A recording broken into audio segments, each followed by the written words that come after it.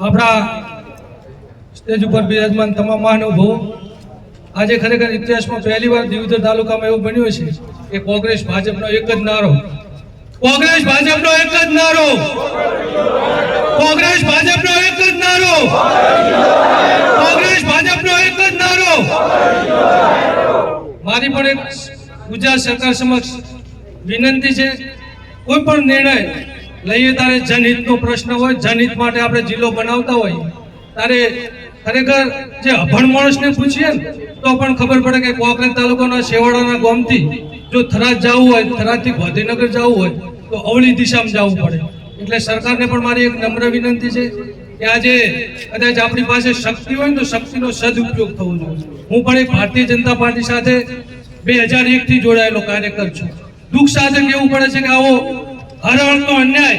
તમામ ભારતીય જનતા પાર્ટીના કાર્યકર સાથે થયો છે, તાલુકાની જનતા સાથે થઈ રહ્યો છે। અને કોઈ પણ એવું તો ના જ હોવું જોઈએ કે ખોટી વાત હોય ને આપણે જો ખોટી ના કહી શકીએ તો એ ગુલામીથી આપણે એક પ્રકારના ગુલામ જ છીએ। મારી પણ એક નમ્ર વિનંતી છે કે આજે સરકાર કે ગુજરાત રાજ્યના પાર્ટીના અધ્યક્ષ હોય CR પાટીલ સાહેબ હોય કે આપણે જ્યારે પણ કોઈ પ્રશ્ન હોય ત્યારે આપણે એક જ નારો કહીએ છીએ કે સંવેદનશીલ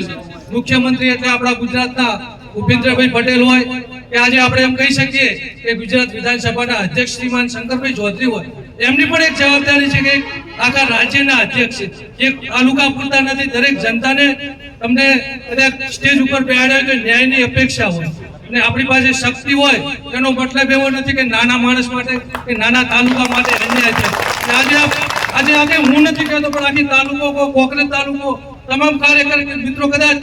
પાર્ટીના પ્રોટોકોલના હિસાબે નહીં કહી શકતા પણ અંદરથી તો દરેક કાર્યકર દુઃખી છે। અને પછી જ્યારે દુઃખ થતું હોય ત્યારે જ્યારે મતદાનનું મતક આવે ત્યારે એની વેદના રજૂ કરતા હોય છે। ગઈકાલે જ આપણે જોયું છે બનાસકાંઠામાં શું થયું છે, એનું કારણ એક આ પણ છે। અને હું તો જે જિલ્લાના પ્રતિનિધિ જે ચૂંટાયા છે હમણાં એની બેનની પણ એટલી જ જવાબદારી છે કે તમારા એક મિત્ર ઉપર ખોટો અન્યાય થતો હતો ત્યારે તમે આખી કોંગ્રેસ ઉતારી હતી પાલનપુર જિલ્લા માટે, તો આજે દિયોદર તાલુકો હોય, ભાભર તાલુકો હોય, કોંકરેજ તાલુકો હોય, આ કોંકરેજ તાલુકાની જનતા માટે અન્યાય થયો છે। તમે પણ સંસદ સભ્ય છો, તમારે પણ અમારી સાથે આવી અને લડત લડવી જોઈએ। અમારા ધારાસભ્ય શ્રી કેશાજીને પણ એક વિનંતી છે કે સ્ટેજ ઉપરથી આપ પણ અમે તમને ખોબલે મતે જીતાડ્યા છે, પબ્લિકે જીતાડ્યા છે, કોઈ વિજય નહીં જીતાડ્યા તો પબ્લિકનો પ્રશ્ન છે અને પબ્લિકના પ્રશ્ન માટે તમે પણ પબ્લિક છો ત્યારે ભાજપના નેતા બન્યા છો, અમે પણ કાર્યકર જ્યારે પબ્લિક અમારી સાથે છે ત્યારે બની શકે। કાલે બજારની અંદર જ્યારે પાર્ટીના કાર્યકર તરીકે મતદાન કે વોટ લેવા જવું હોય ને ત્યારે અમને પહેલી ઓગળી કરશે કે બકાભાઈ શાંતિથી બેસો, જ્યારે જરૂર હતી ત્યારે અમારા જિલ્લા માટે તમે કોઈ મદદ નથી કરી। અને આજે બધા એક જ મંચ ઉપર એક જ નારો છે અને હજી પણ કેવું પડે છે કે કદાચ ઓના માટે લડત લડવી પડે ત્યારે આજે આપણે જિલ્લાના કોંગ્રેસના પ્રમુખ હોય, ભારતીય જનતા પાર્ટીના ઉપપ્રમુખ છે ઈશ્વરભાઈ છે, તમામ આગેવાન મિત્રો, હજી હું તો કહું છું જે ભારતીય જનતા પાર્ટીના કોંગ્રેસના આગેવાન મિત્રો હોય એમની પણ વિશેષ જવાબદારી છે કે આ પબ્લિક હવે જાગૃત થઈ ગઈ છે, ધ્યાન રાખે છે કે તમે શું કરી રહ્યા છો અમારા માટે। હવે પહેલું નથી કે ઘંટિયા કહીને આવતા રહેતા એટલે વોટિંગ મળી જતું હતું, એટલે યુવાનો પણ જાગૃત થાજો। આવતીકાલે કદાચ આપણે ભૂખ હડતાળ ઉપર બેસવું પડે તો પણ અમારી તૈયારી છે, તમે અમને એક જ સહકાર આપજો, હંમેશા જાય એવી રીતના સહકારથી રહેજો। આજે કોઈ પાર્ટીનો મંચ નથી, કોઈ રાજકીય મંચ નથી, છતાંય કદાચ કોઈને દુઃખ લાગ્યું હોય તો મારો જે શબ્દ હતા અંદરના એ મેં રજૂ કર્યા છે। ફરીથી એક જ નારો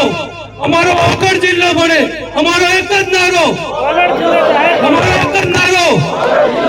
બોલો ભારત માતા કી।